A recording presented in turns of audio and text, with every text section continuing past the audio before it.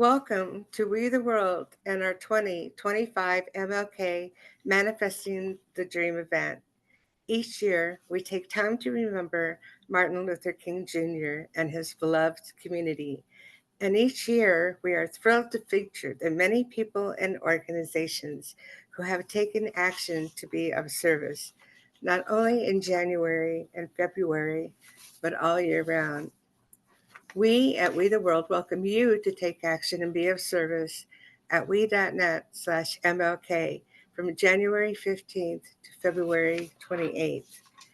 Please join us in being a part of this annual celebration and consider being of service in your communities and with us. Of course, donations are very appreciated at we.net/donate. My name is Jana Larsen, and I am the HR and Deputy Director of We the World. Today we have two very special guests. My first guest that I'm going to introduce is Rita Marsh. She was a practicing nurse and family nurse practitioner for over 45 years. Since 2000, she has specialized in the co-authoring and delivery of educational programs that enhance health and well-being, decrease the effects of stress, support healthy aging, and ultimately prepare life for life's final transition. Rita is co-founder and board chair of the Center for Human Flourishing, formerly Davy Nikent, I probably mispronounced that. She can correct me later, in Carbondale, Colorado. The vision of the Center for Human Flourishing is to establish a demonstration project in integral health, where the healing of the self, the family, community, and environment occurs through education, the arts, self-empowerment, and the transformation of consciousness. A recent interest in bioregional regeneration has affirmed her long-held belief that health begins from the ground up and that a bonded relationship with the natural world is essential to human flourishing. And our second guest is Barbe Chambliss. She is a long-time trauma therapist and mediator in Colorado, and she chose to study peacemaking for her PhD dissertation. She has personally interviewed over 60 women peacemakers from across the world, exploring the nuts and bolts of how this kind of peace is actually made. Her book, Women Peacemakers: What We Can Learn from Them, contains the stories of 15 of these women. Midway in this journey, she volunteered as a counselor in a Croatian camp, providing safe haven for 80 children who had recently barely survived the Bosnian War, which changed everything for her. Barb teaches conscious peacemaking to students of all ages in schools and businesses. Shortly after the terrorist attacks in New York City, she compiled and distributed a, quote, working compendium of nonviolent responses to 9/11, unquote, and later served as a therapist on a U.S. military base to better understand the human dynamics of how citizens become soldiers. Barb directed the Volunteer Center for Conflict Resolution in Aspen. She facilitates restorative justice circles for the youth, and she has taught mediation skills to over 600 children, adults in Colorado. And now she's here to teach us some more about peacemaking skills. Welcome, Rita and Barb. The talking feather is yours. Thank you very much. Rita, is there anything you want to say before we launch in, or do you want? I wanted to pronounce the center that I probably mispronounced. The original name of our organization was Davy Nikent. It was a name gifted to us by a Northern Ute elder, and asked him for a literal translation, and he said it means always light. But just as you demonstrated, people kept pronouncing it Davy Nikent, and people wondered, who's Davy? Because we were following the integral health model of Dr. Elliot Dasher, we asked Elliot for permission to utilize his name from his book, Integral Health, The Path to Human Flourishing. So we became the Center for Human Flourishing. So thanks for bringing that to our attention. Yeah, it's a very good thing people should know. Thank you for explaining.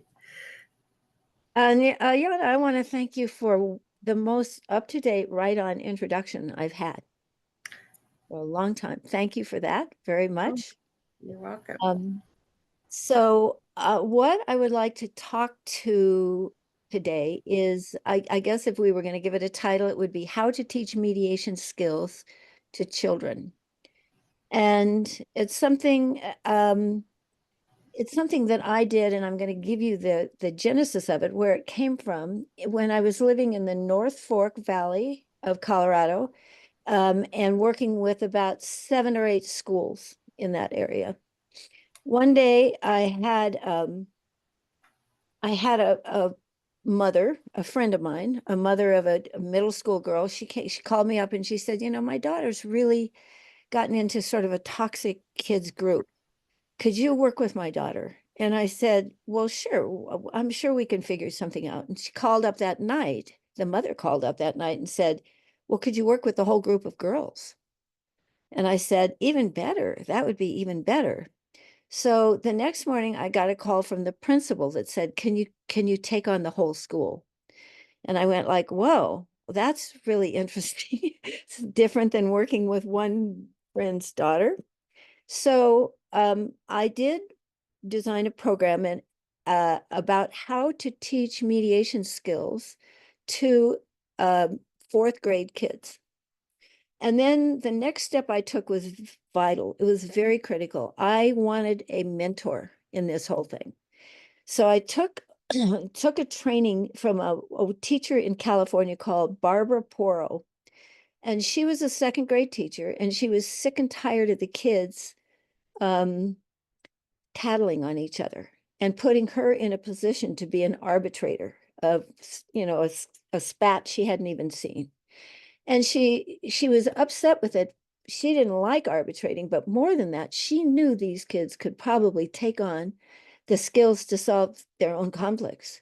So she had developed an early on course, and I went out and took it, and I thought it was brilliant. And she gave us permission to use any of her information as long as it was for educating about conflict resolution for kids. So you're going to see her material and my material mixed here.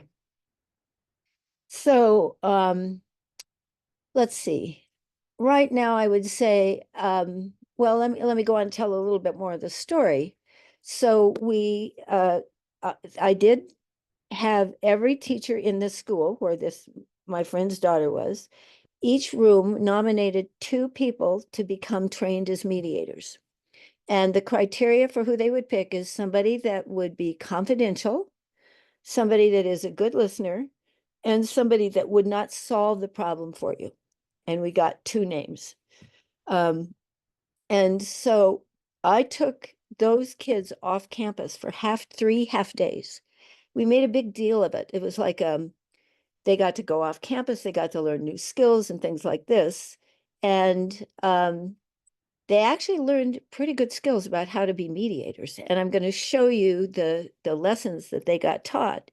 But one thing that happened is they came back and they set up what's called Peace Place centers in each classroom.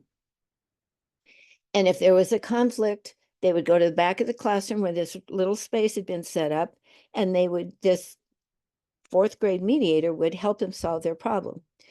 And one of the things you'll see here is there's a part of this process where everybody is brainstorming ideas that might make the situation clearer. And then everybody gets to vote on every single idea. And so sometimes you would be using your thumb to vote like this. Sometimes you would be filling in smiley faces, things like that. So we then tried, we taught these kids that. They took it out to the playground And you could see it was working because you'd look at these little pods of kids and you know your mediators were doing this on the playground. But then we met with the mediators and I said, how's it going? And they said, they don't know how to talk. The people that are in conflict don't know how to talk. And I went like, that's right. That's exactly right. So then the principal and one of the parents and I got together and I said, we don't need to teach everybody how to be mediators, but we do need to teach the language. And so we went about teaching the principal, the staff, the parent teachers organization, the lunchroom personnel, the bus drivers, everybody, the language of conflict resolution. So it made these kids' jobs easier. All right, so let's see. What's the philosophy under this? Well, there are a whole bunch of philosophical things, but one is the teacher can quit being an arbitrator. And tattling, I mean, like Barbara Poro designed this to get rid of tattling. Tattling went out the window because there was always this other option to mediate. So another philosophy that's underneath it is that kids are capable of learning these skills.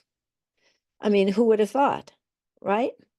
The other one is the kids not can learn these skills, they must learn these skills. Like in my mind, and I think almost everybody else's, I wish it was like reading, writing, and conflict resolution.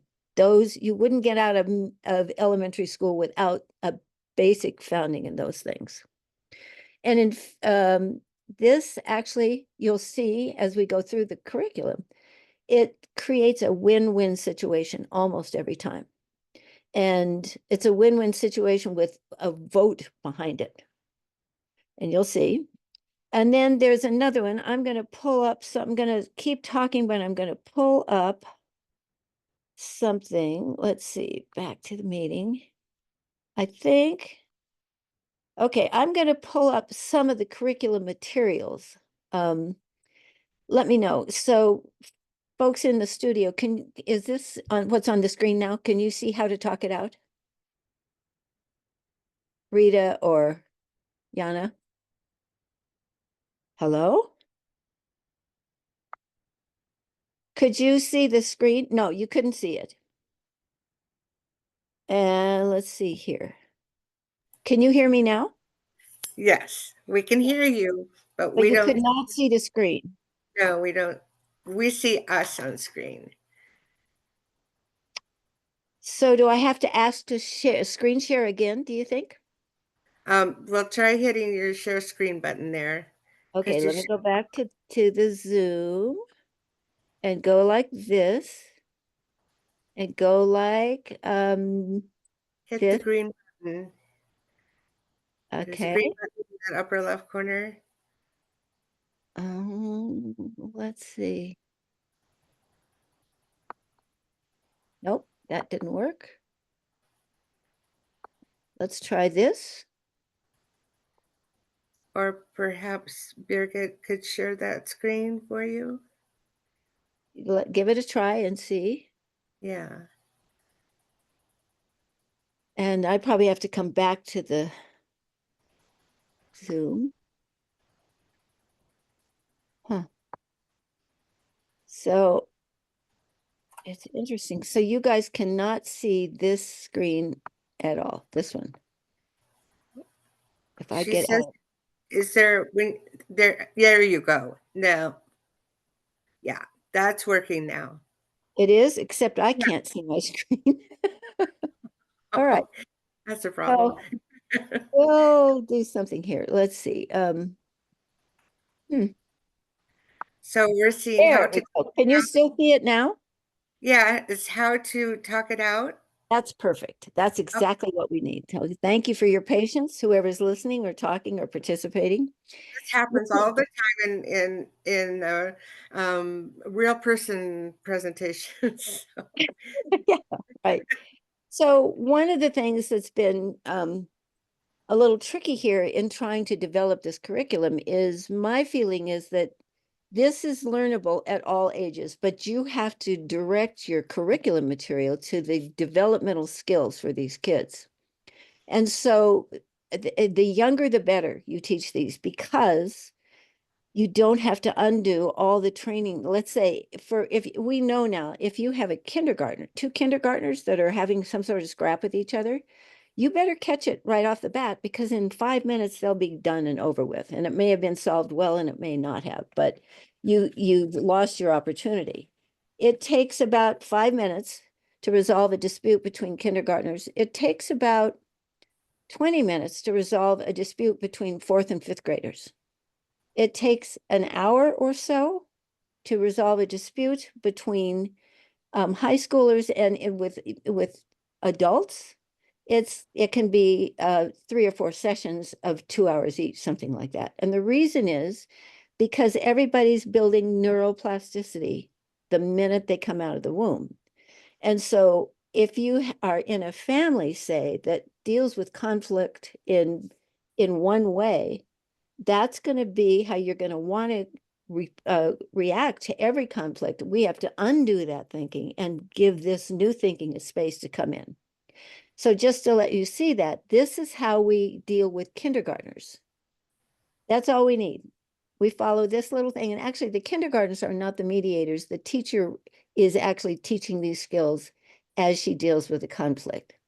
Then let's do this, and let's go this. Barb, Birgit is now doing the screen share for you. And so she says for you to just say next when you're ready to go on. And I need things like I just did, which is I need to get bigger and smaller. Can she do that? Yep. Okay, I'll get out of my screen share. Yeah, and she'll take over then. So you're just saying next when you want to go, move along. Okay, so I want to go to the one that says it's page 2. And it says mediation process. Yeah. And it needs to be biggened. Yep. Great. There. Perfect. All right. And then okay. So you'll see this is the protocol for teaching 4th and 5th grade, like elementary school kids. So now, can you run down to the bottom of this very slowly so we can see what it takes? Yeah, that's it. This is the curriculum for teaching elementary school kids. Now, Birgit, would you go to the next page so we can see what it's like to teach high school kids? It's a little more complicated. You can keep going. Scroll down. Thank you. Same process, but you've got to explain it more to the high school kids. There's a little more resistance to learning this. So, all right.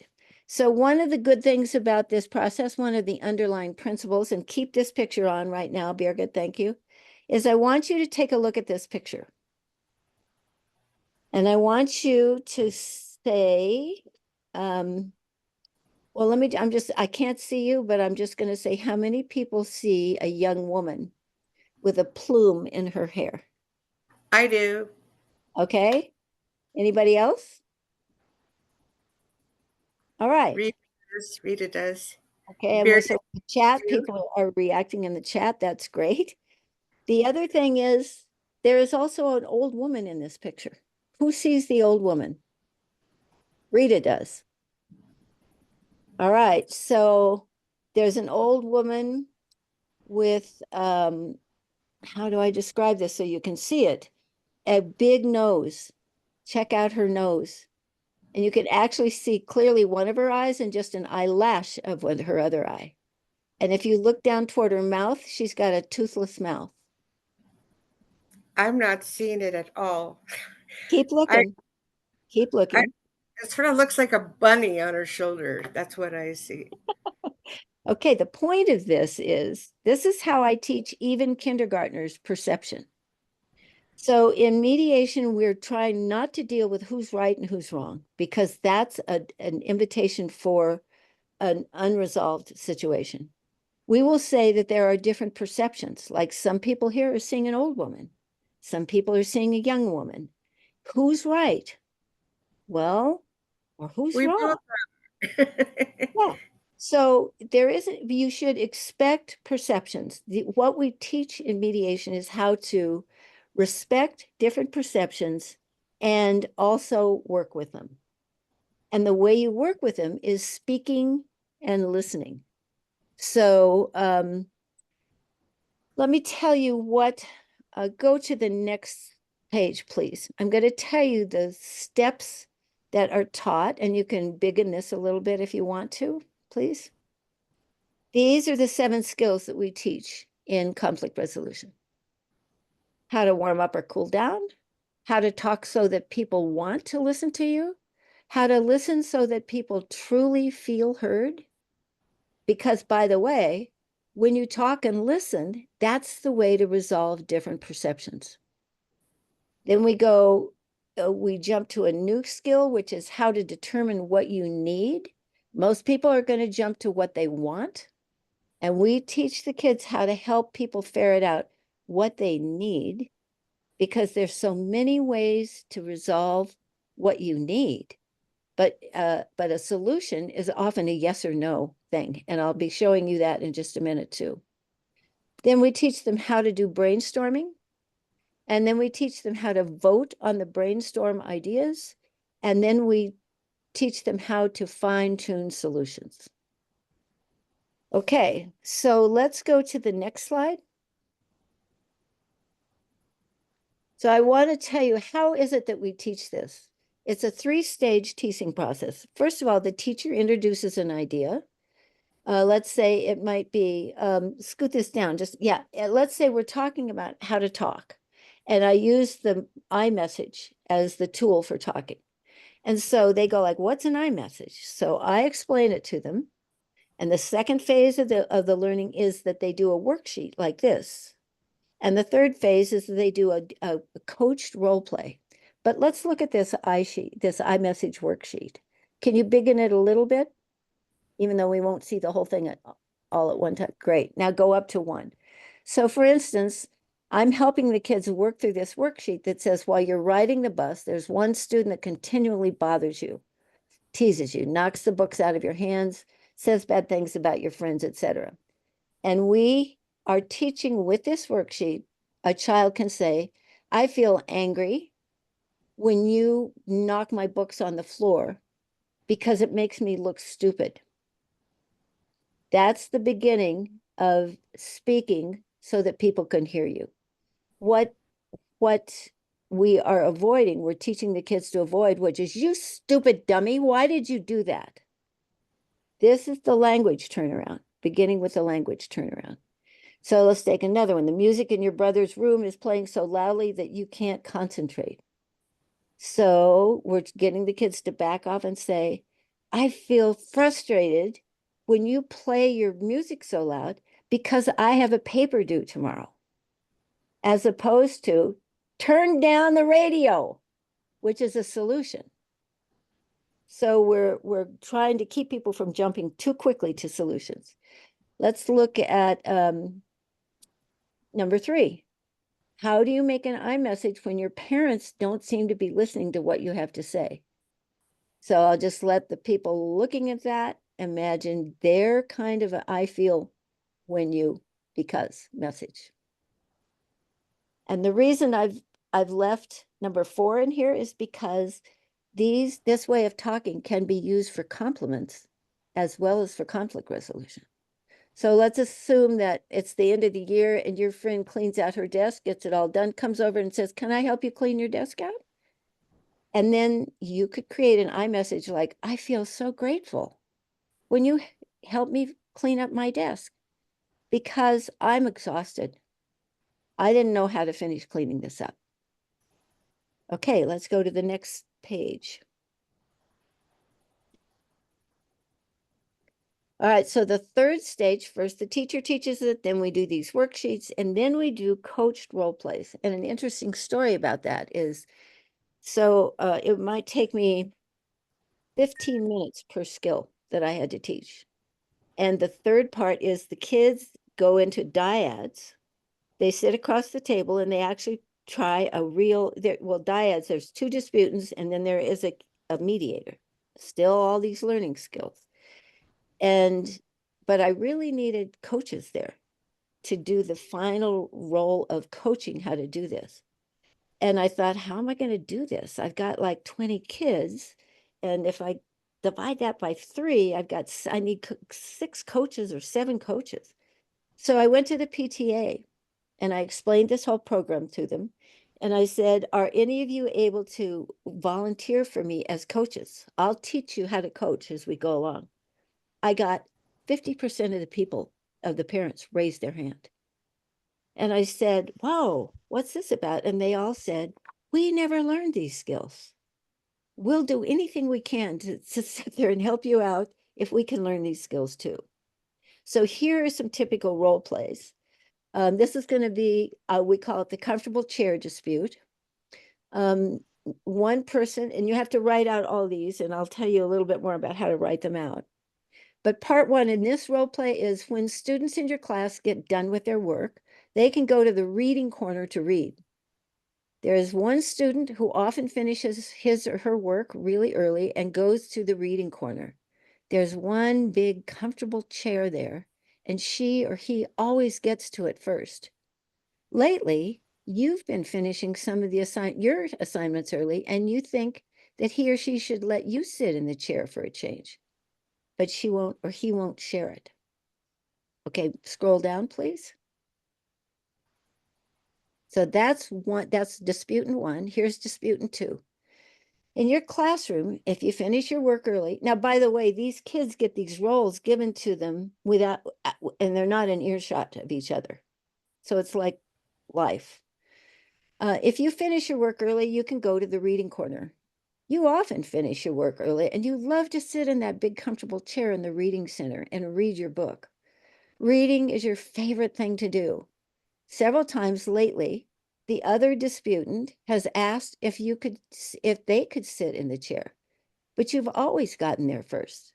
So you have always said no. So there's a dispute in the making.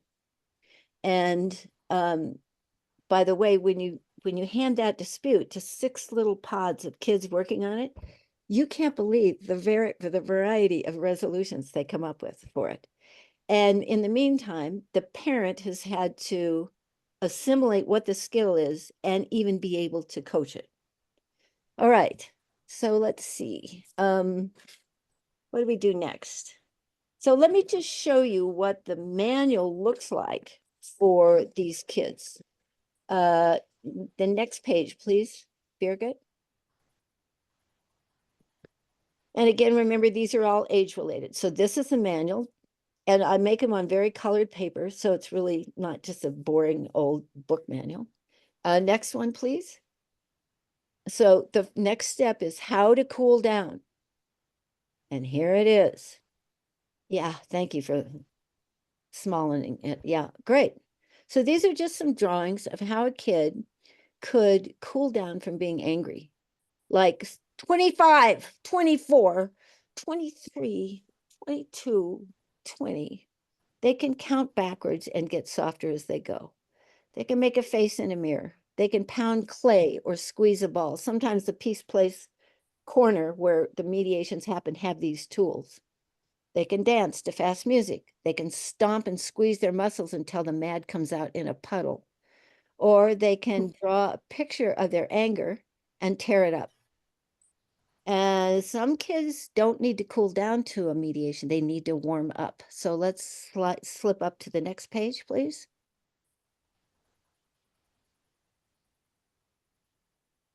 So these are ways you could warm up.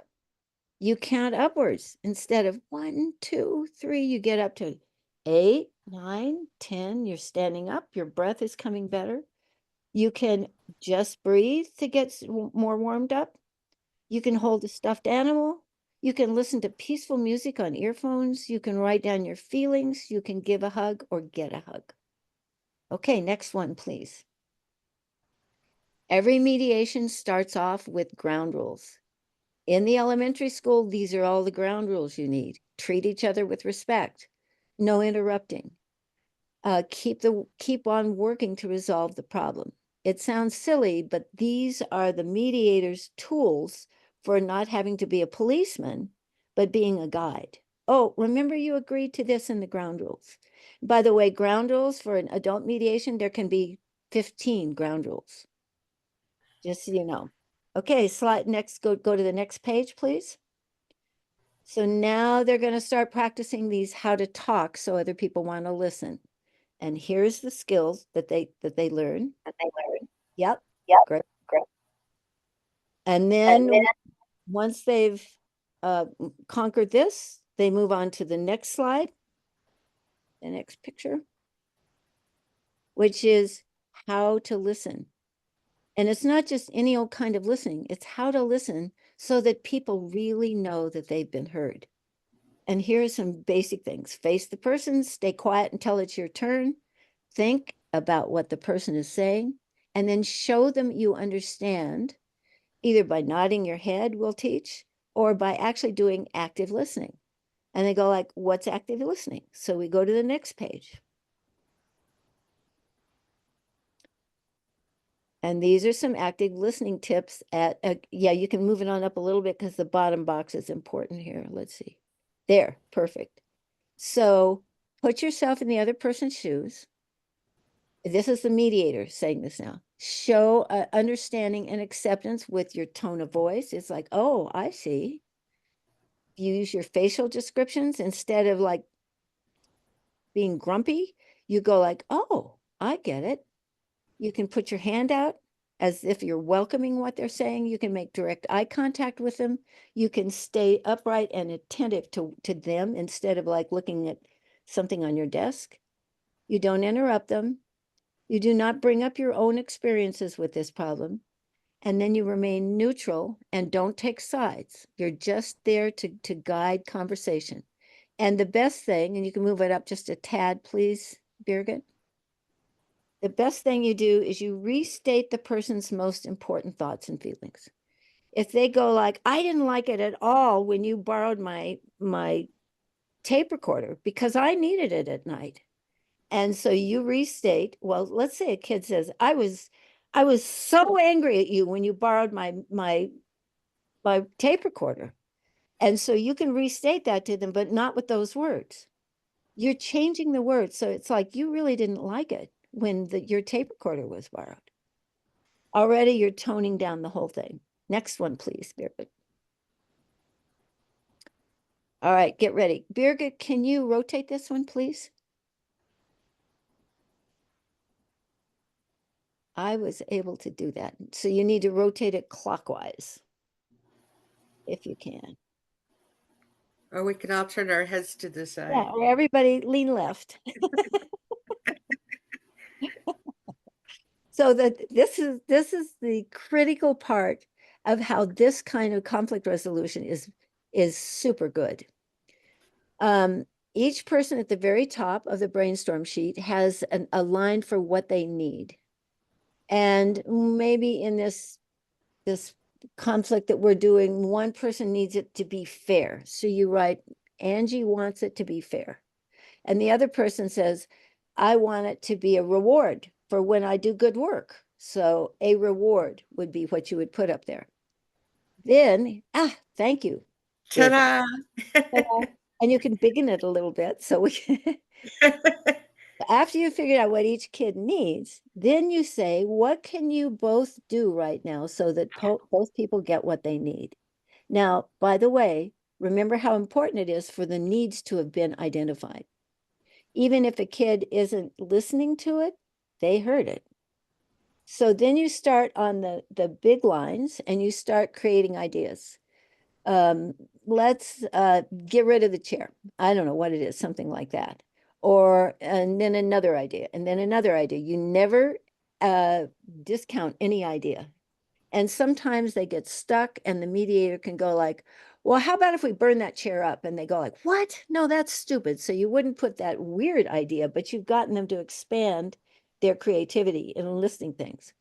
And then the real ticket to this is the two columns on the right. Each disputant gets to vote on every single brainstorm idea. This is where the win-win comes in.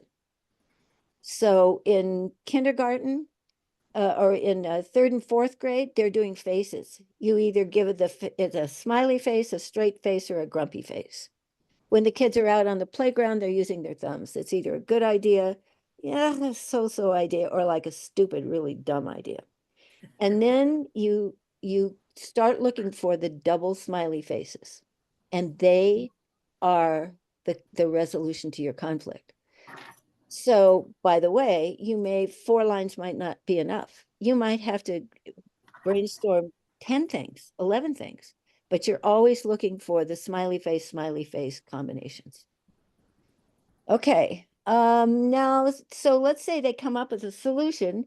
There's still a little bit of work that needs to be done. So you can go to the next one, please, Jana. I mean, Birgit. Yeah. You have Now to we help have to turn our head to the other direction. Everybody has to turn this way. Oh, there we go. We're getting dizzy. Thank you. Okay. So you're asking these questions. Who, what, when, who has to help you do this? When will you do it? How will it be done? Things like that. Can both of you really do what this idea? Is the idea grounded in reality? And the third thing is, does the resolution feel fair to both disputants? And I'm telling you, if the answer is yes to these, you basically have created not only a win-win solution, but you've created the pathway in the kid's brain for how to come about this. So I don't think we even need the screen share anymore, but thank you so much for helping me out with that, Birgit. So let me just ask Jana and Rita to be one of you. Let's see, I'll just assign it. Jana, would you be the kid that always gets to the chair? Yes. And Rita, would you be the kid who's increasing your skills and feel like you'd really like to sit in that chair as the reward for doing your work better and faster? And besides, the chair is pretty cool. And Rita, you need to unmute because we're Got you. going to be talking. Yeah. Okay, there we go. Now Okay. we're ready. Okay, so I would say, Rita, would you explain what the problem is? Well, I've noticed that Jana finishes her work quite quickly. And then she gets the privilege to go to the chair and read, and that's such a comfortable chair. And I've been working really hard to increase my capacity to get my reading done. And I'd really like to have an opportunity to be in that chair. But Jana's always there. Okay. So, Jana, what did you hear Rita say? Well, I heard her say that I'm often in the comfy chair, and I get here to the chair first because I'm a really good reader. Mm-hmm. Mm-hmm. I also heard a couple other things, like she's doing better and better with her work and wants really the same reward. But the trouble is there's just one reward, right? That chair. So, Jana, Yes, I heard her say that. Yes, that she'd like to sit in the chair too. But I really like this chair, and I'm a good reader, and I think I should be able to sit in the chair. But I did hear her say she'd like to sit in it. nice work, Jana, for being able to hear her too. And Rita, what did you just hear Jana say?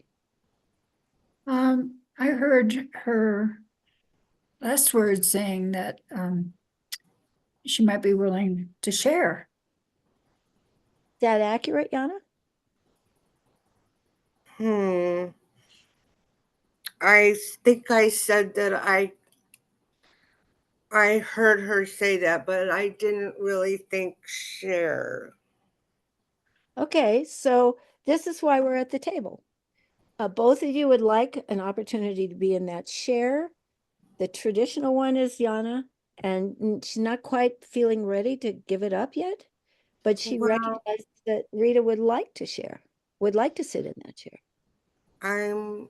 I'm thinking, I'm hearing that sharing would be a good thing.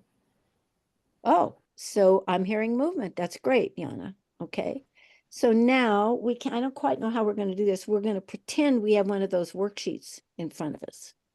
So Jana, what do you need most of all to solve this? Well, I want to be able to sit in the chair at least part of the time.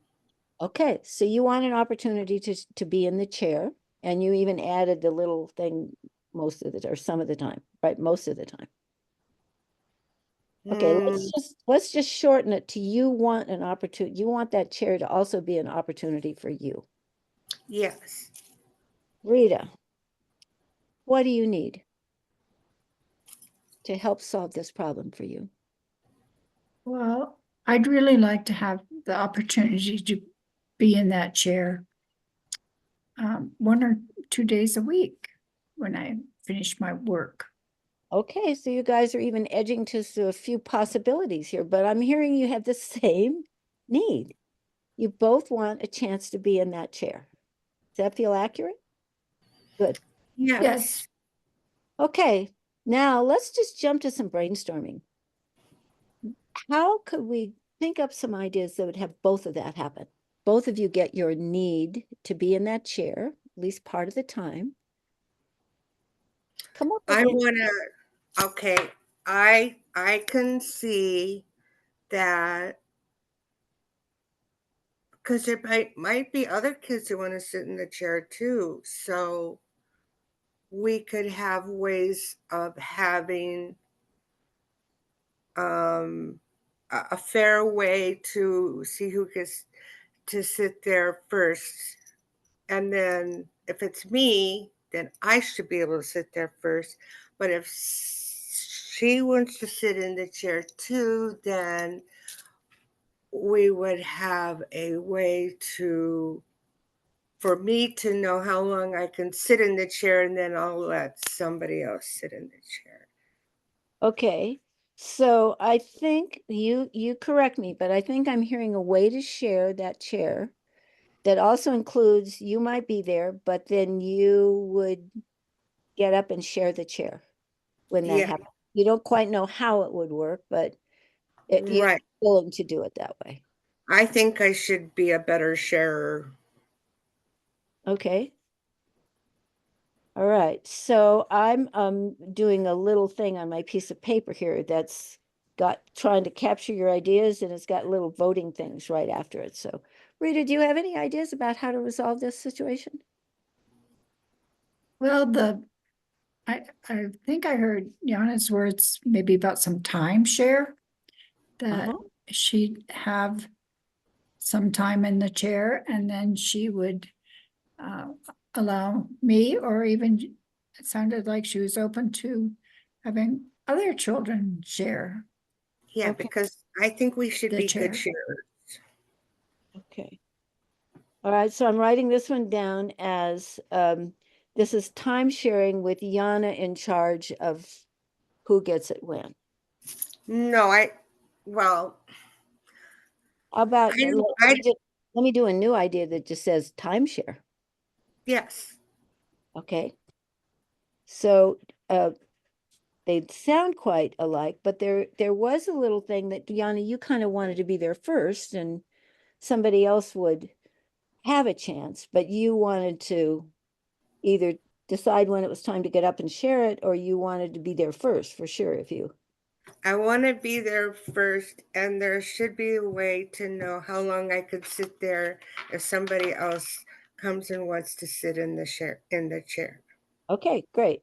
And then I just kind of picked up on that and said, and then that the whole idea of time sharing is open for grabs now too.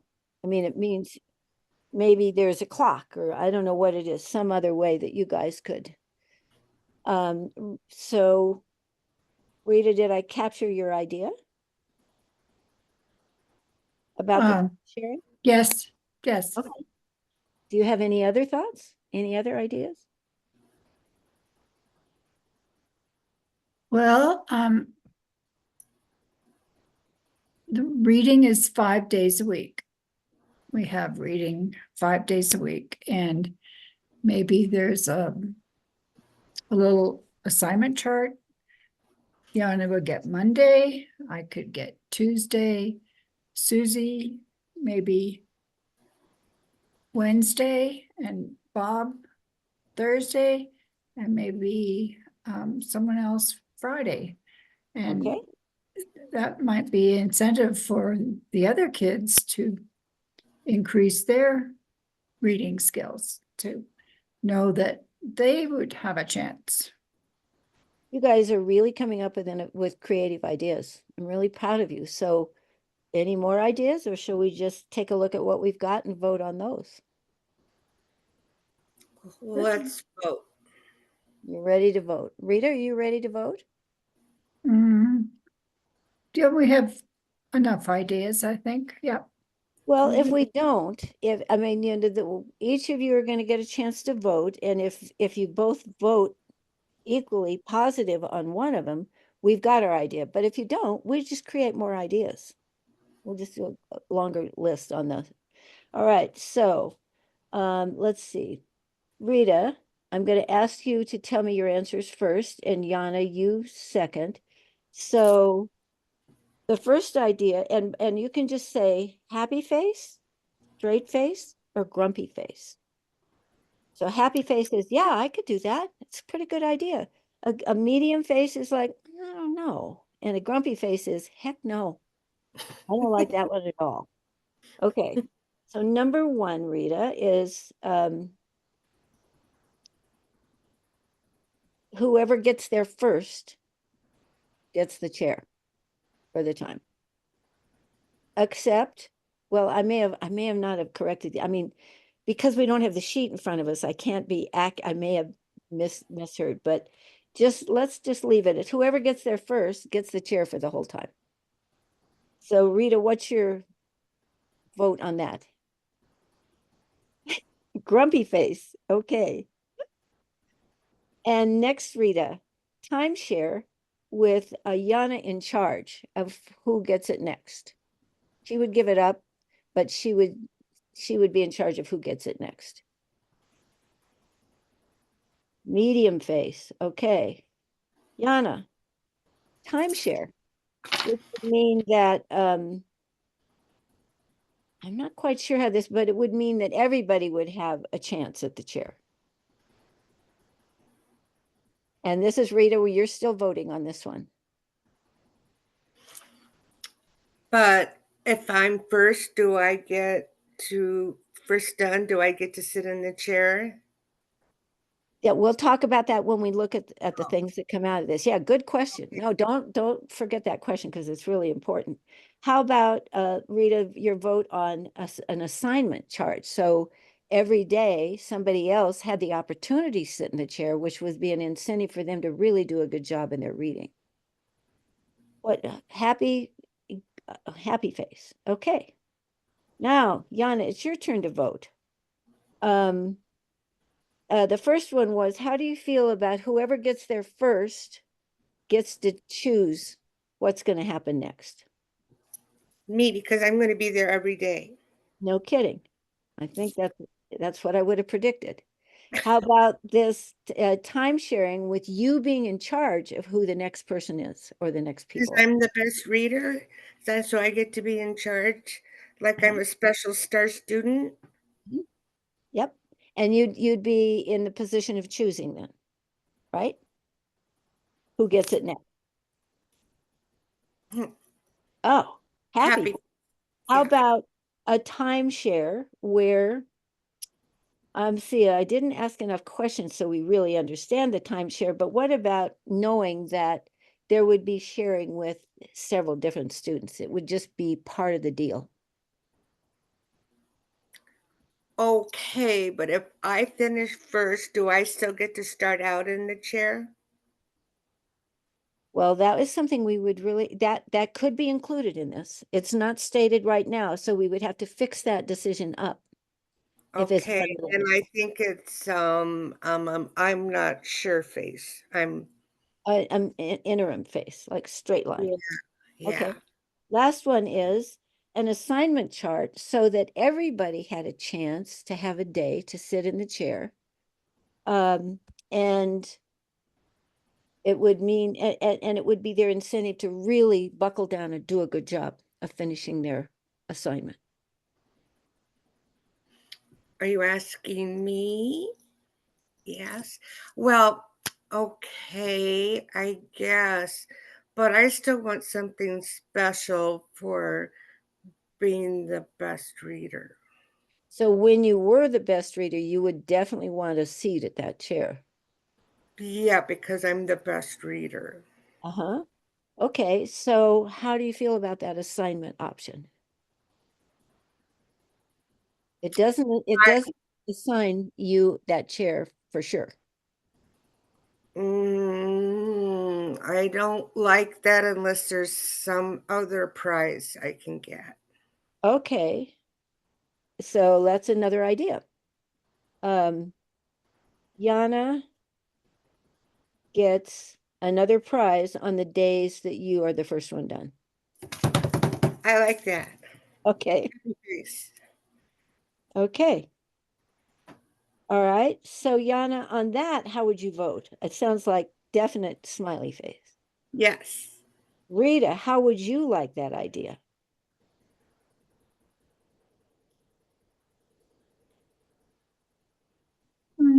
That sounds okay. Yeah, Straight face. Okay. it's a safe place. Yeah. Okay. Can I call that a straight face? Mm-hmm. Okay. Does anybody have any other ideas?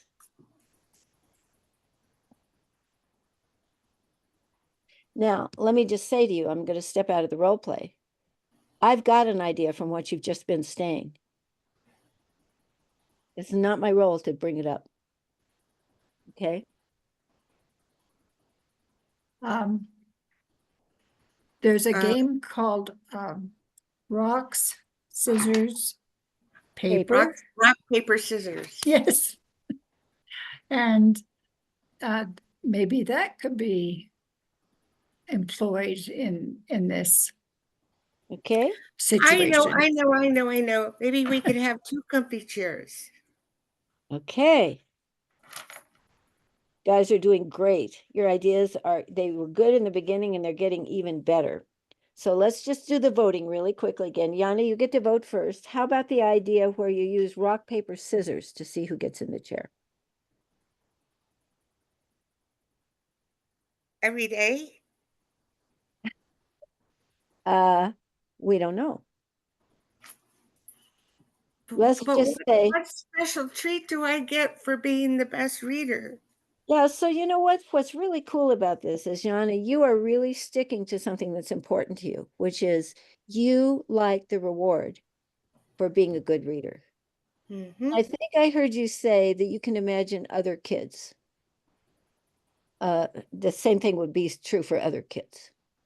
Okay, so Yeah, because it's hard to always have to wait for everybody and not get special. You know, it's I've worked at being a good reader, and I want to be noticed and recognized. so I'm hearing one thing you want is to be rewarded for being a good reader. Mm-hmm. Got it. Okay. One way or another, you would like somehow to be rewarded. Okay. Mm-hmm. So rock, paper, scissors sounds how to you? Well, I think it's a fair way Okay.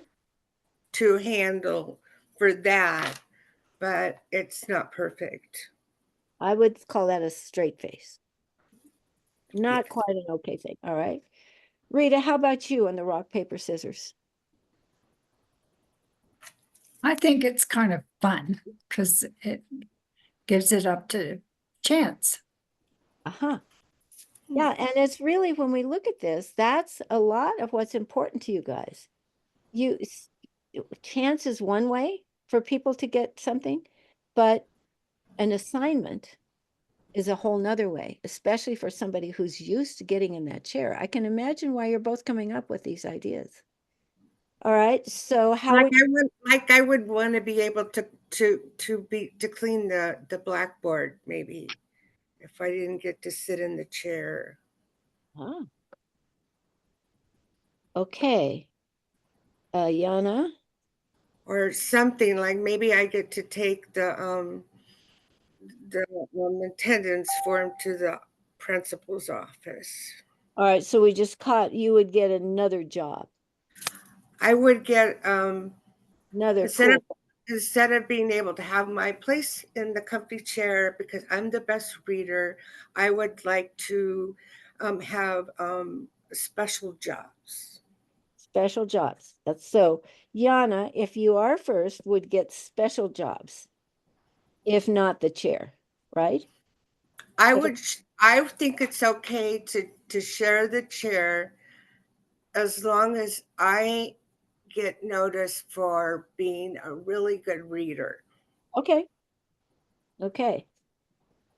Now, that would make it a smiley face for you? Yes. Okay. And Rita, how would you feel if she got a job, another job, not the chair, but it would vacate the chair? If she, That sounds, yeah, I like that idea. okay. Yes. Okay, let's go back. There's one here we haven't talked about, which is getting 2 chairs. Mm-hmm. Rita, how about your vote on that? I like that. That gives opportunity for others to participate. Okay, Jana, Yes. 2 chairs would work for you too. Okay, now you guys can't see this because I think I'm on blur. Yeah, I have actually created one of those sheets that I showed everybody. And the only double smiley faces we have are the last 2, which is 2 comfy chairs, and Jana gets another assignment if she's first, but somebody else is in the chairs. Okay, congratulations. I think you got, now let's just make sure we're going to do that little check stuff. Do you think it's really real to think that you can get 2 chairs in that room? Who's it up to? Who has to help you? We have to ask the teacher if we can have 2 special chairs. And maybe she could talk to the headroom mom who would see if we could have 2 comfy chairs. Okay. And so we need to, it's good if it's possible to get to 2 comfy chairs. Okay. Is there anything else that would get in the way with this actually happening? They have to look alike or be the same color because sometimes, if it's red, I sometimes don't like red, but I would like blue or green. But if they should be the same color, whatever, Okay. but not red.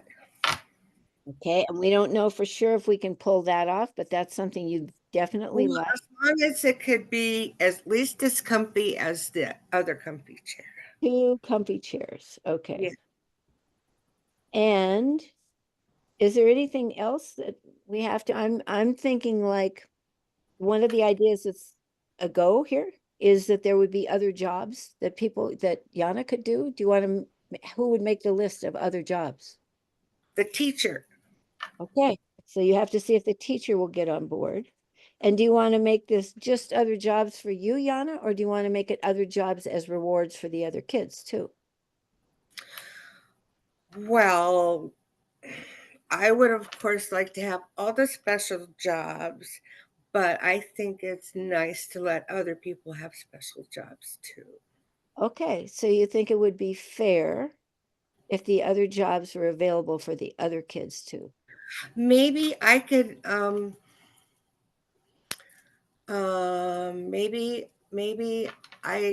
maybe we could have assignments on special jobs too for, if other kids get to be really good readers. Okay, well, So, I'm so hearing like, you. Go ahead. I haven't quite figured this all out yet because really what I want to do is be able to sit in the comfy chair the whole time. because Got I'm the best reader. But Uh-huh. I do see that I should share, and it's really fun to have a special job. But I shouldn't get all the special jobs. I So I think I heard, and I think you heard Rita say that she thinks it should be, she didn't use the word, but more fair.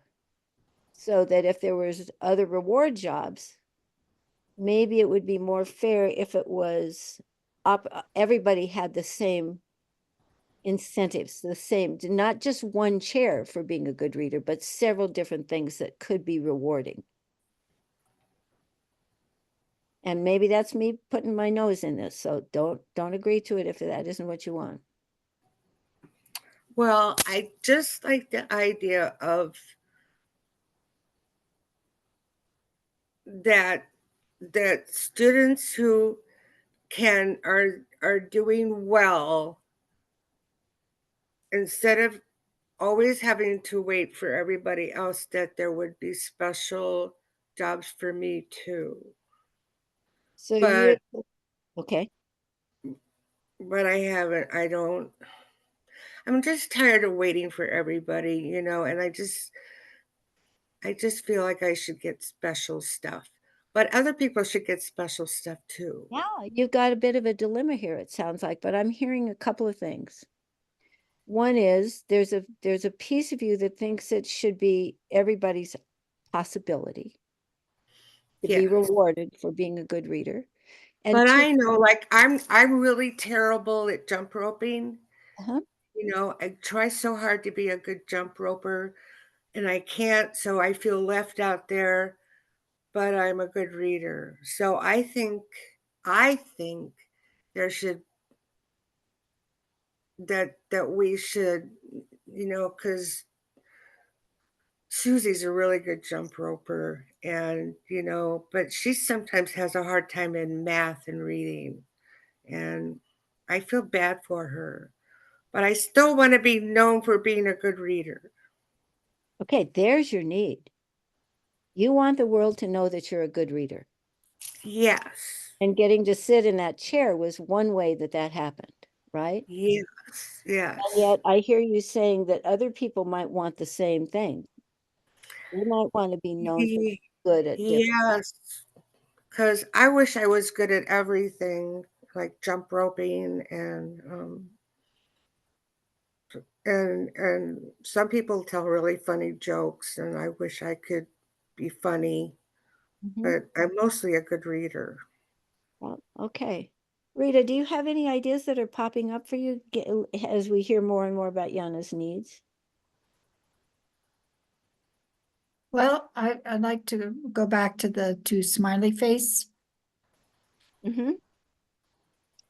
Two chairs. ideas. Yeah. And Jana would get specific jobs Mhm, as additional options for rewarding for being a good reader. Yeah. mhm. And you'd like to do that again, or you want to alter it a little bit, or how do you want to do it?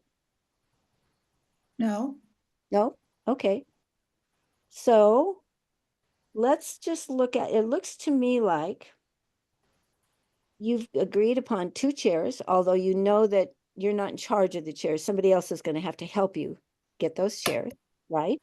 And you've also agreed that if Jana is first, somebody else can also get the chair, or she might not take the chair, but she would have a list of assigned jobs that she could do that let the world know she was a good reader.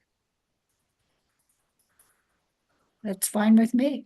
That works for you. Does that work for you, Jana? Mm-hmm. So you guys just resolved your problem. Okay. So I think at this point, you guys can be the audience in certain ways and say, what else would you like to ask me about this process, about how this could be gotten to other teachers? Yeah, go for it. Well, I'd like to, in a set idea that their students, and you'll see this very early, in children's lives. You can see who are the kids that are going to be quieter because they are like accelerated learners, and they do feel like they have to wait around. And then there are other kids that are going to be slower because maybe they have a learning disability or whatever, but they have something else that they're very good at, that quite possibly the excellent reader or the accelerator student in the class is envious of the other children, the ones that are really good at sports, they're really good at, being that everybody likes in the class because they're fun and they're popular, and it's just finding ways to integrate all of those different kinds of learning styles and abilities into one classroom with one teacher, and that's difficult. But children also like to, even those children who are struggling with a subject or whatever, like to have their special jobs too. So it's a way of like sharing, having a special job because they're being rewarded and recognized for their interpersonal skills, or their kinesthetic intelligence, or whatever kinds of things that they bring to the classroom and to the community.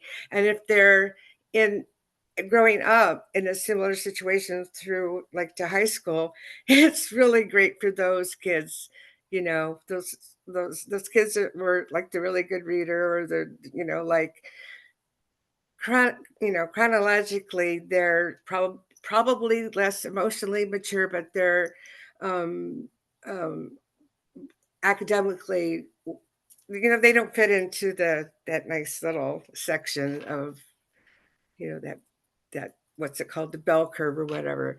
Anyway, I think it really helps them to develop together and enjoy, appreciating each other's talents throughout their school life. And even if it's only they're like they're with families that they transit, they're coming in, they're moving out because dad gets moved around, mom gets moved around, or all that. It's a way to just like very early on develop that sense of community and appreciation for each other, which is often difficult to do. And so I don't know if you guys recognize this, but as you started brainstorming, your ideas went from win-lose, who gets the chair now, to win-win. And then takeaway you have from it, Jana, which a child could have, and then it could turn into something else, which is like, there are a lot of kids that could help other kids learn things. They could mentor each other. They could, you didn't take it that far, but the seeds of that are in the air right now. Well, it's called cooperative learning, and sometimes it works really, really well, and sometimes it doesn't work well at all, because that student, the good reader, is often the one that is the one, and the good readers are the ones that do all the work for the group, and the other kids benefit with a good grade, even if they didn't do anything. And there are different reasons for why they didn't do anything or participate. But that's the whole idea of being able to figure out ways that, when they're put into group situations, where there's a way for them to do the part of the job that they're good at, Yeah. So that it can be, instead of one way to achieve this process, there are different ways that they could present their project, taking advantage of the skills of the students in that group. Right. So, I mean, as an adult, you're beginning to expand out on what you in a role play as a kid basically was learning, which is me getting it all the time. As much as I need and want that reward, it really doesn't, it isn't fair. Right. And oftentimes those kids who are very good at it see way more about the other kids in the classroom than the teacher even can, whether it's an intrinsic knowledge that they have or not. And it can do so much for how they feel about themselves. Like, I'm thinking of girls, especially, being very accelerated learners, but they feel like they have to hide or mask their talents because they're going to get made fun of. Yeah, and what I'm going to do with your permission is bring it back to just the role play that the two of you did as if you were students. Mm-hmm. I think, Rita, what you were just sort of the stakeholder for, which is fairness. You wanted the opportunities to be out there in fairness, which is pretty much a struggle in almost every elementary school. I mean, somebody Mm-hmm. wants to win because that's how it's been arranged at home, Mm-hmm. because the competition is such a strong principle. But these things really begin to break that down into more win-win. How could we all win? Things like that. So over Mm-hmm. time, you will see that the brainstorming that happens in a room that's got a peace place mediator in it gets way more creative toward win-win. Yes, and it's as simple as who gets to sit in the comfy chair. I mean, Isn't it? and when you're a child, being able to sit in that comfy chair is really, really important. And to an adult might be like big deal, but that's where people, when you're a child is going through that self-actualization process and how they're going to fit in with other kids who may not be like them, or they may, wherever they are, and then keeping in mind that that child who is the really good reader or really good at math or whatever is mostly not possibly even up with his or her peers, because that that that asynchronous development can stick with them unless there's a way to develop that.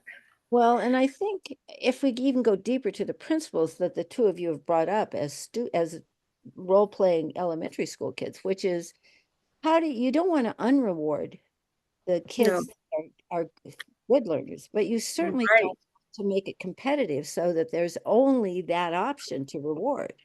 right, and then creating that perfectionistic attitude in that tendency in that child who's always the good reader and always wins, because that child has a harder time knowing how to not be that best reader that day. Well, or even better, it's not should they pull back in their reading skills, but they're developing into a bully. Yes. And so that's Or the genesis of right, bullying. yes, that does happen, Yeah. exactly. And so you want to start giving the brain of the fourth and fifth grader kids um, not not bad news about the path to bullying. It's just like, oh, look what the other ways are. Let's just That's look exactly it. yeah. Yeah, because very, I mean, even in play groups, you can start to see, when kids are toddlers, Yeah. who's going to get the toy, Yeah. and how to work that out, so that they do know about, you can play with this toy for now, and then we're going to let, Julie play with it, and then we're going to let Sam play with it. And But one of the cool things about this is if kids grow up in elementary school, the teachers get tired of being arbiters.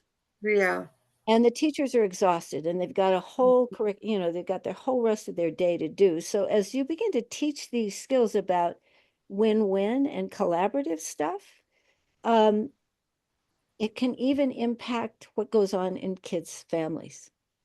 yes, And often you will find a kid bucking, coming to me and saying, you know what? I really liked when we had that win-win thing sharing it, but my folks don't like that at all.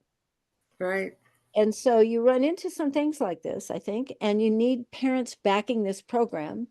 And so teaching the PTA parents to expect this and the value of this is a job of anybody that wants to take it on as a teacher. And just say, And you Rita know, wanted to say in something. our classroom, we're working toward win-win. So Yeah. I have a question, Barb. You mentioned that in elementary school, I think it was, there were 3 half-days that were taken for this training. Mhm. When you go to middle school or high school, does that expand in time needed to get these skills in place? It's a good question. And I leave that, what I would do is I would hold classes for teachers that could get credit for taking this class. And then I would leave it up to them how they did it in their classroom.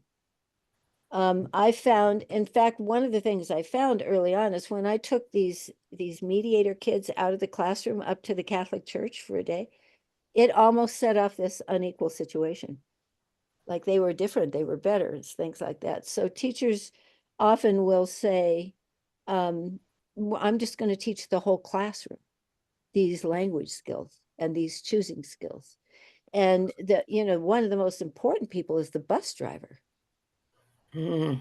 So teaching the bus driver these skills, and instead of going like, go sit down, he might ask a respectful question like, why is this so important to you? Oh, I get it, but you have to sit down now because it's not safe for you to be up here. Things like that. So it's actually educating a village. Yes. Yes. I was Okay. thinking like in high school when you start to have different groups like well, I don't know how it is now, but do they still have like Lords and Ladies of the Month or, and then there was also Key Club.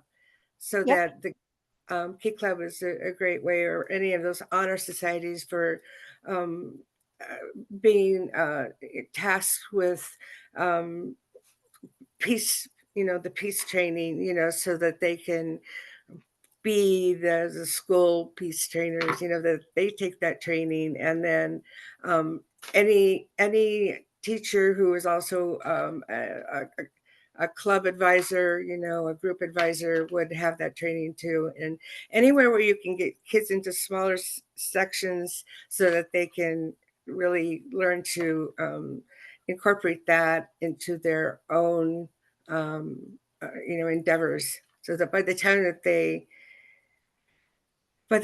the whole class, everybody graduates, that there's an opportunity for those kids who just have slipped through the cracks to be able to find some way to be able to, Think that they're okay.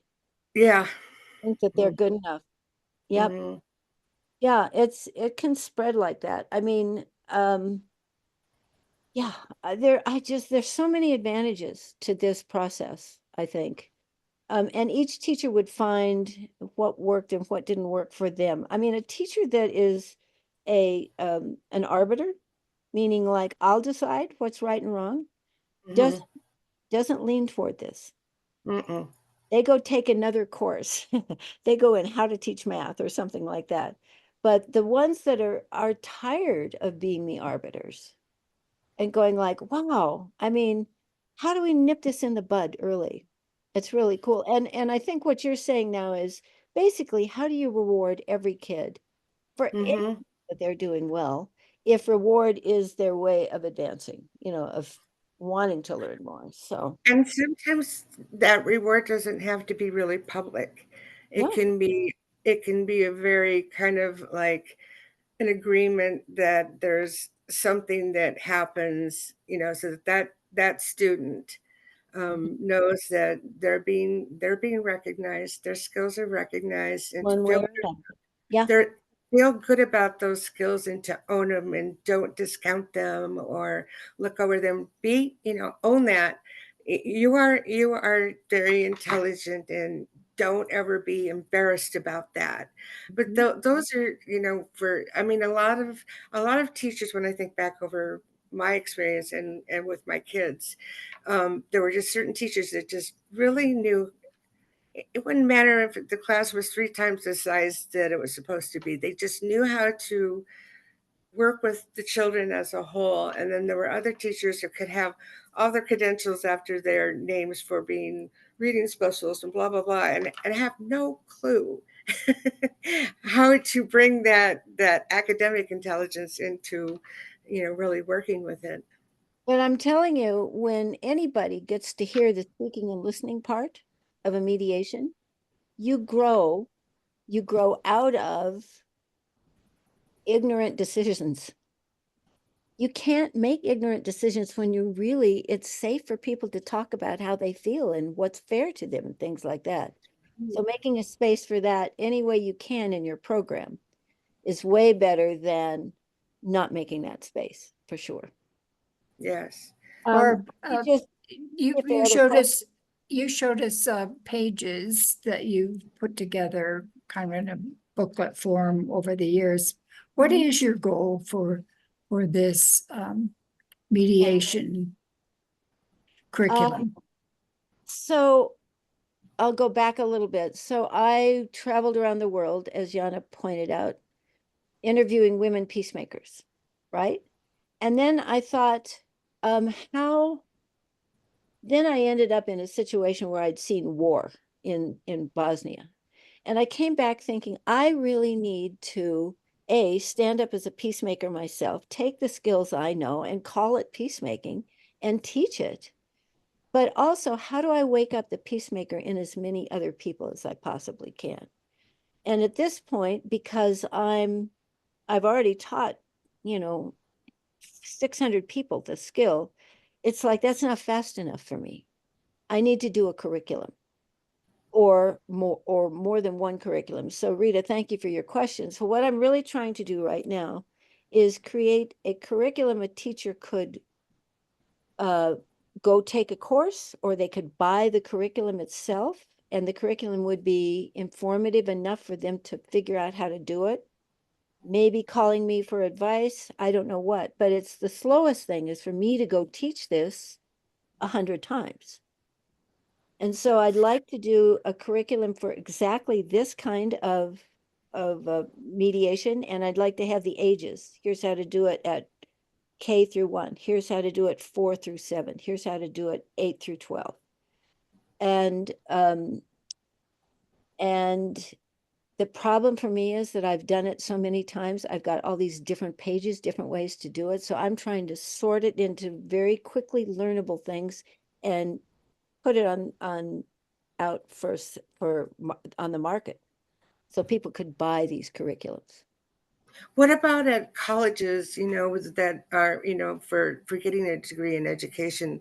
Not everybody gets trained in like working with gifted and talented, for example, but and gifted and talented education training or certification may not get the attention it ought to get because it sounds so elitist, but that's the language. Whereas with special education, people who have training in special education are like revered because, like, oh, you must have the patience of a saint or whatever, and God will take care of you, or there's a special place in heaven, or whatever kinds of expressions that people get because they have that training.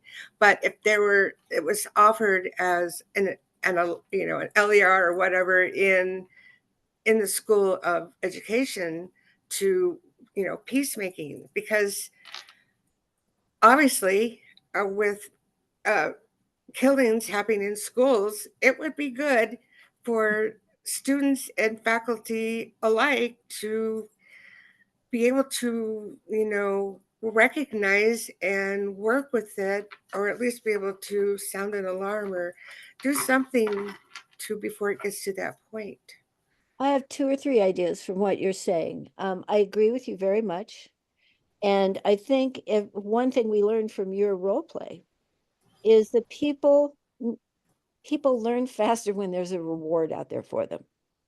And so I used to teach, I went to the colleges in Colorado that gave credit for learning to teachers. They all were required to do it anyway. They had a budget for it. They went and did it. And and if they chose peacemaking, they'd learn it from me and they'd get their credit score. Okay.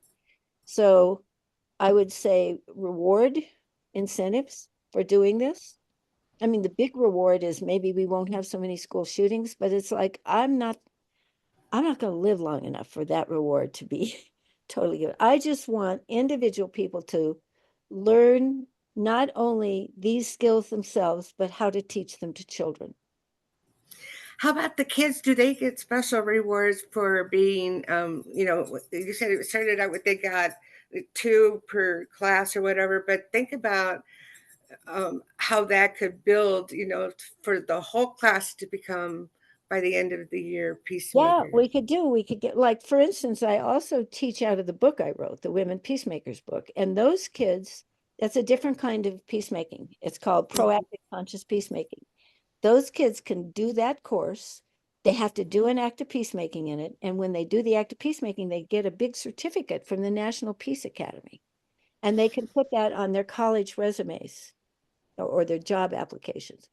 Yeah, and the incentive is big. I mean, sometimes they'll go like, I need that reward. I don't even care what she's teaching. And then they go like, oh, I'm kind of interested in this. Or For service learning. the little kids get these name tags that say, Yeah. I'm a peace place mediator. And it's just something I punched holes in, put a string around their neck, that kind of thing. But it's good to have that kind of incentive if you don't let it tip over into bullying on Right. the No, if you learn the peacemaking skills, then hopefully that tendency towards being a bully or whatever would, it would be addressed.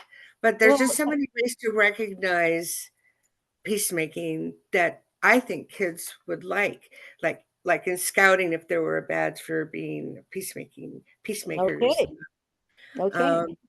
all of that stuff recognized in the local Rotary Society or whatever, recognizing Peacemakers of the Week, all kinds of ways to.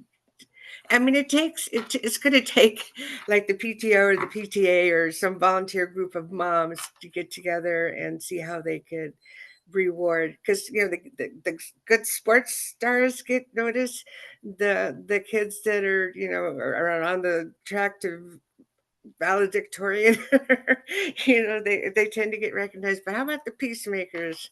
Reward the peacemakers among us and start young.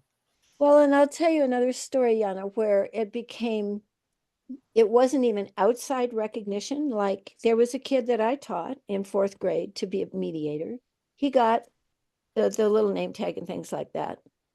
Oh, there were 2 of them. One, well, let me go back and say there was a little girl. And I'm also a trauma therapist, right? So 10 years later, I have somebody that called and said, I'd like to have you be my therapist. And I go like, great, come in and we'll talk about it. And I said, what are you here for? She said, I hate my stepfather. And she said, I don't like hating my stepfather personally. I mean, nobody's going to reward her for all this, but she said, I don't like hating my stepfather. Can you help me? I said, what's your communication with him like? And she said, it stinks. And I said, well, let's start there. And after 15 minutes, she said, wait a minute. I said, she said, things don't change, do they? And I said, what are you talking about? She said, these are the skills you taught me when I was 11 years old. And she was now 22.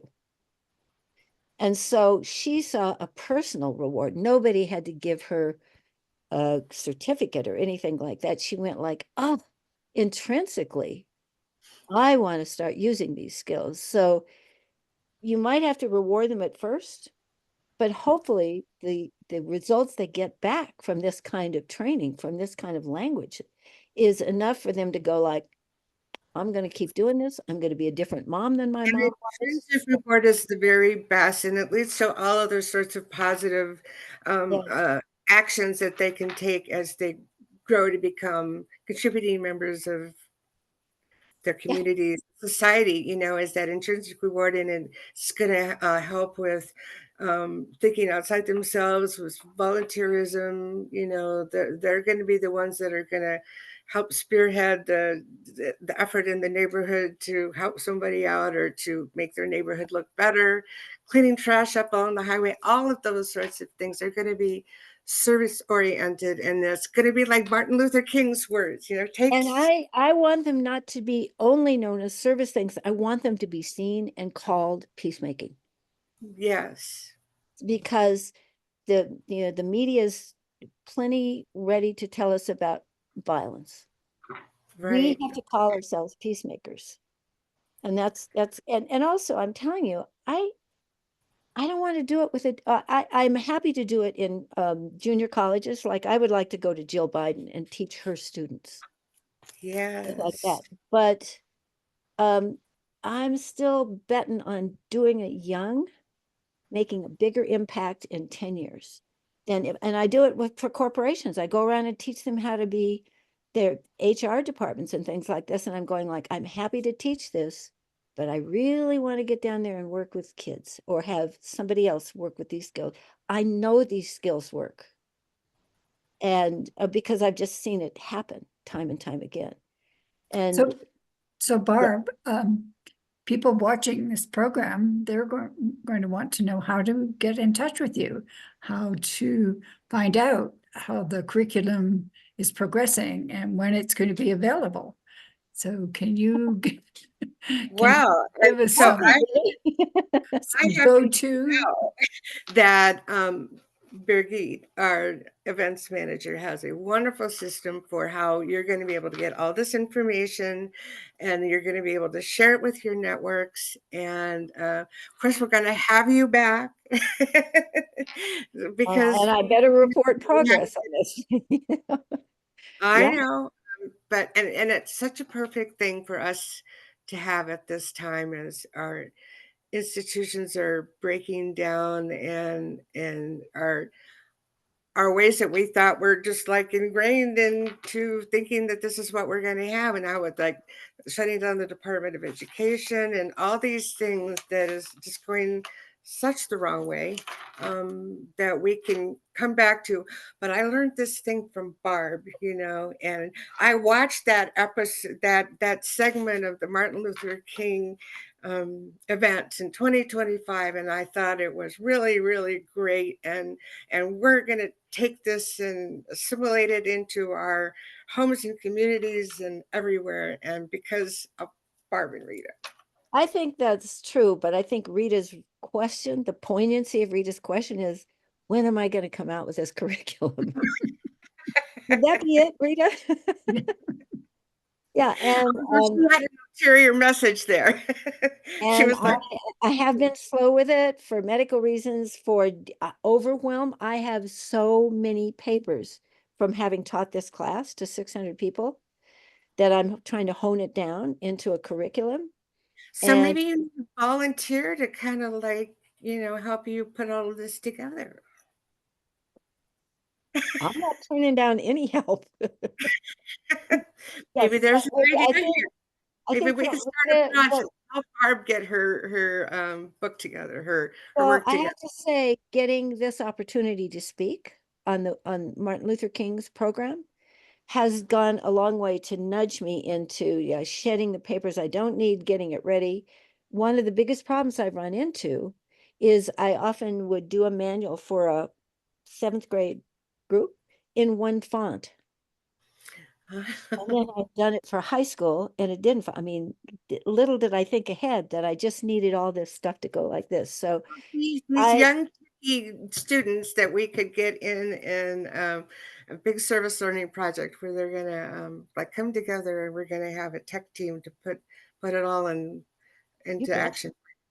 I'm a big thinker. I'm seeing things going. well, and Rita, thumbs up. So Rita is the nudger, and Rita and I have such a good connection with each other that she can nudge. And then when I go like, I didn't meet that deadline, I can't do that, I've got so many things, she goes like, okay, I'm just going to keep on nudging. let's just take a little bit at a time. It's like having your individual work plan here about how you're going to break down the project into smaller steps. And, we could have a date and then we reverse plan as to what has I to happen. know. Well, so let me just tell you what happened last night. I decided I needed a date. I needed a date, something like What, a date to go out? Is that what you're a talking date about? for me to turn over a curriculum to somebody that would publish it. And I need that date, but it's got to be intermixed with some medical dates for me. Yeah. But the reason I really want that date is I've interviewed 60 women all over the world about their peacemaking. I worked like a booger to get the book out, and it turned out to be better than I thought, but there are 45 more interviews in my desk drawer. That will be my reward for getting this curriculum out. I'm going to go away someplace to a retreat and do nothing but revisit these interviews I did with these women and write them up as stories. You're going to eat, pray, and write. I hope to write them up as adult kind of stories, but young adult stories, and then elementary school kids. I'm going to need an illustrator because I know kids learn better with pictures, stuff like Oh, that. yeah. Well, think of all the kids that are, in your area, art students, that could be a project for them.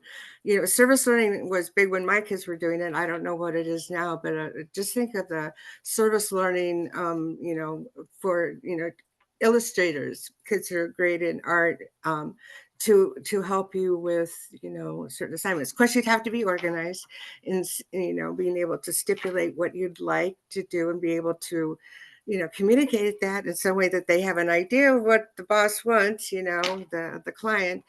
But I'm sure that those are things you could figure Help. I can use the help.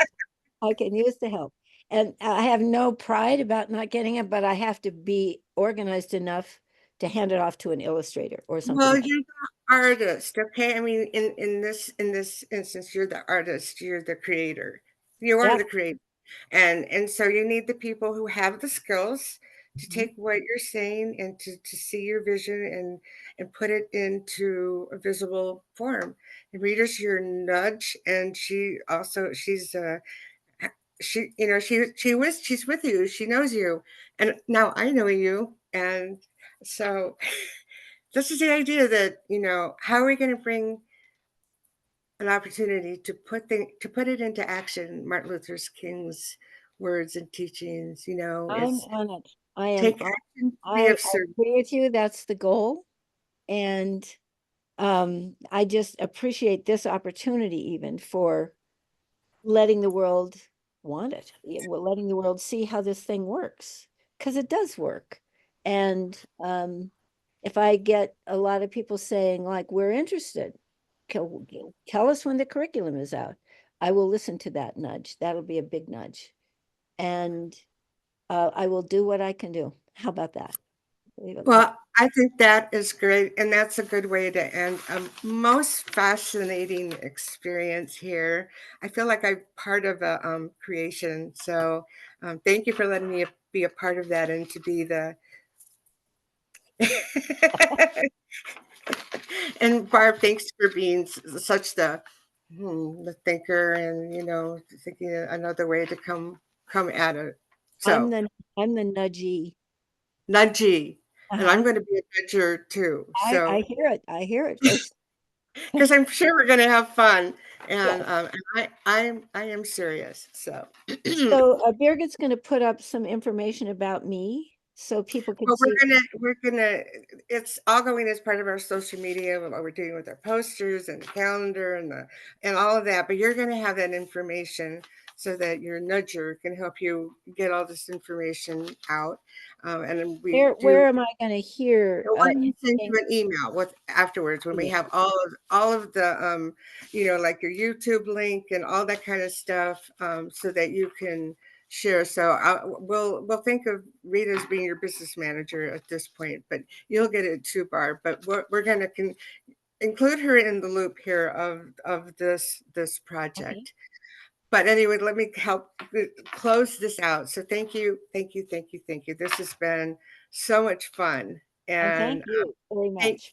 thank you for allowing me to be a part of it and to share my thoughts. And of course, thank you to Birgit Ben Ely for being the events director for our wonderful project, and our tech assistant for today. Thank God she was able to help us go from this to doing this. Yeah.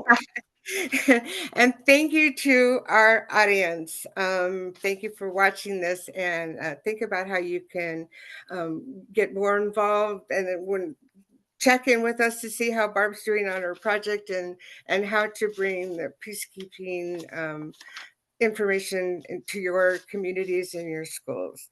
And remember to please join us and take action to be of service at we.net/MLK. And donations are gratefully appreciated at we.net/donate. And goodbye from all of us at We the World. Okay. Thank you.